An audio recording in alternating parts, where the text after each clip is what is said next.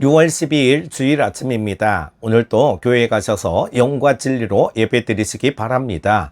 오늘 말씀은 에스더 1장 13절에서 22절입니다. 왕이 사례를 아는 현자들에게 묻되 왕의 규례와 법률을 아는 자에게 묻는 전례가 있는데 그때 왕에게 가까이 하여 왕의 기색을 살피며 나라 첫자리에 앉은 자는 바사와 메대의 7지방관 곧 가르스나와 세델과 아드마다와 다시스와 메레스와 마르스나와 무무가니라. 왕후 아스디가 내시가 전하는 아하스에로 왕의 명령을 따르지 아니하니 규례대로 하면 어떻게 처치할까? 무무간이 왕과 지방관 앞에서 대답하여 이르되 왕후 아스디가 왕에게만 잘못했을 뿐 아니라 아하스에로 왕의 각 지방의 관리들과 뭇백성에게도 잘못하였나이다.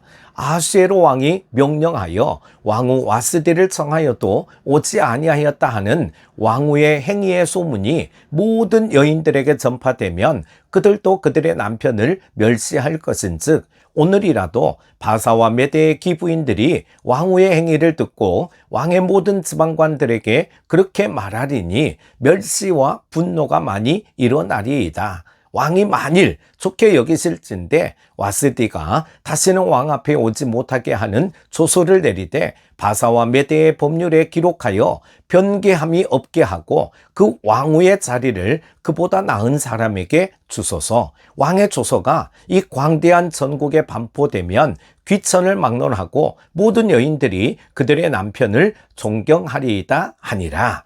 왕과 지방관들이 그 말을 옳게 여긴지라 왕이 무무간의 말대로 행하여 각 지방, 각 백성의 문자와 언어로 모든 지방의 조서를 내려 이르기를 남편이 자기의 집을 주관하게 하고 자기 민족의 언어로 말하게 하라 하였더라. 아멘.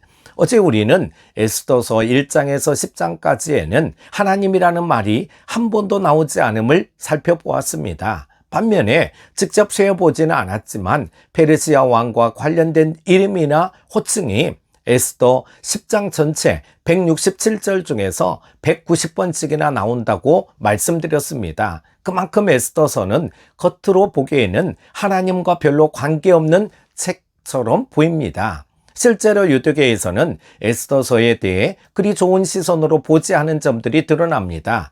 구약의 다른 책이나 신약에서 에스더서를 인용한 적이 없습니다. 심지어 구약 성경의 여러 사본이 무더기로 발견된 쿰난 공동체에서도 에스더서는 발견되지 않는 구약의 유일한 책이기도 합니다. 유대교의 에스더서에 대한 이러한 선입관은 기독교에도 영향을 미쳤습니다. 초대교회 교부들도 에스더서를 언급한 적이 별로 없었으며 에스더서에 관한 기독교 주석이 AD 831년이 되어서야 처음으로 사람들에게 읽혀지게 되었습니다. 하지만 우리는 에스더서를 통해 우리가 사는 현실 세계에 대해 강렬한 인사이트, 즉 영감을 얻게 됩니다. 절대 권력자 아하스에로 왕의 호위 아래 15,000여 명 정도가 한꺼번에 잔치에 참여할 수 있는 환락의 도시, 문명의 도시, 수상궁 같은 곳에서 살아가기를 누구나 꿈꾸지 않겠습니까? 하지만 하나님을 대대손손 믿어온 유다인 포로들로서는 자신들의 몸과 마음을 이방의 신과 이방 땅에 내려놓을 수 없었습니다. 페르시아 시민으로 살지 않고 포로민으로 살자니 그게 너무 힘든 것입니다. 우리들도 이 땅에서 더 나은 집, 더 나은 생활, 좀 더 이름이 알려져 있는 서울에 있는 대학, 훨씬 조건이 맞는 결혼 등 하루하루가 이런 문제로 직간접적으로 연계되어 노심초사하며 살아가고 있습니다. 뿌리칠 수 없는 이 현실 문제를 신앙 가운데서 주님 뜻대로 해석하고 순종하며 살아간다는 게 그리 쉽지 않습니다. 그런 점에서 이 시대에 의식 있는 신앙인들처럼 고민하며 살아가려는 우리들로서는 에스더서에 등장하는 수산궁에 거하는 믿음의 디아스포라가 바로 우리 모두의 자아상이기에 에스더서는 더욱 친밀감을 갖게 됩니다. 특별히 오늘 본문은 예기치 않는 사건이 하나 발생하게 되면서 전혀 상상치 못한 방향으로 역사는 전개됩니다. 아하스에로 왕은 용모가 아름답기로 소문난 자신의 왕후 와스디를 잔치의 흥이 고조로 올라가 있는 시기를 빌어 만인들에게 소개함으로 자신의 절대 왕위를 좀 더 부각시키려고 했었는데 그 왕명을 왕후가 잘 차려진 밥상을 보기 좋게 거절해 버린 것이었습니다. 12절입니다. 그러나 왕후 와스디는 내시가 전하는 왕명을 따르기를 싫어하니 왕이 진노하여 마음속이 불붙는 듯 하더라. 왕의 명령에 대해 누구보다 잘 처신할 줄 알고 본보기가 되어줄 것 같았던 왕후에게서 일말의 재고 없이 거절을 당하자 왕은 대노했고 그 마음이 안절부절, 그 얼굴은 불구락푸르락 했을 것입니다. 왕은 왕후의 거취를 어떻게 처리해야 할지 몰라 13절에서 브레인 모사 역할을 하는 7명의 신하들에게 자문을 구했습니다. 그러나 성경에서 현자, 즉 지혜들이라고 말한 이들은 사실은 14절에 있는 표현처럼 왕의 기색을 살피면서 대답해온 기회주의자들이었습니다. 그들은 이 기회에 공을 세우기 위해 왕후 와스디를 법의 위엄으로 다스리되 남편을 업신여기는 잘못된 사례로 벌을 내려야 한다고 왕에게 간하였습니다. 왕은 이들의 말이 옳다고 여기고는 이것을 왕의 조소로 삼았습니다. 22절입니다. 각 지방 각 백성의 문자와 언어로 모든 지방의 조소를 내려 이르기를 남편이 자기의 집을 주관하게 하고 자기 민족의 언어로 말하게 하라 하였더라. 절대 권력이 있는 곳에는 그만큼 절대 부패하는 법입니다. 귀에 걸면 귀걸이, 코에 걸면 코걸이식으로 왕후 와스디는 이처럼 한 번의 실수로, 그것도 남편을 멸시하였다는 죄로 왕 앞에서 역사 속으로 사라졌습니다. 그런데 문제는 에스더 1장처럼 아침 일간신문에 대문짝하게 보도되는 가십거리 정도인데 왜 이 잔치 얘기와 왕후 폐위 사건을 부각시켜 기록에 놓았는가 하는 점입니다. 우리는 에스더서 기자가 하나님께서 하셨다라고 말하지 않아도 포로 이민 생활을 오랫동안 해온 당시에 유다 백성들로서는 하나님의 사인임을 깨닫게 되었던 것입니다. 와스디 왕후의 폐위로 인해 결국 에스더가 왕후가 되었고 그 에스더가 왕후가 됨으로 이스라엘을 구원하는 자리에 쓰임을 받았던 것입니다. 이러한 연쇄적인 고리가 이어질 가능성은 수학의 순열로 따져도 그야말로 확률적으로 매우 낮고 미미합니다. 그러나 하나님의 역사는 늘 하나님의 사람에게 유리하게 해석되어지고 이루어지는 법입니다. 하나 더 생각해 볼 수 있는 장면은 19절에서 7명의 간신들이 왕에게 입을 모아 왕후를 폐위시키도록 간청하면서 이렇게 말합니다. 그 왕후의 자리를 그보다 나은 사람에게 주소서. 이들이 왕에게 상소하면서 왕후를 다시 뽑자는 제의를 했기 때문에 에스더가 왕후가 되었던 것입니다. 사랑하는 여러분,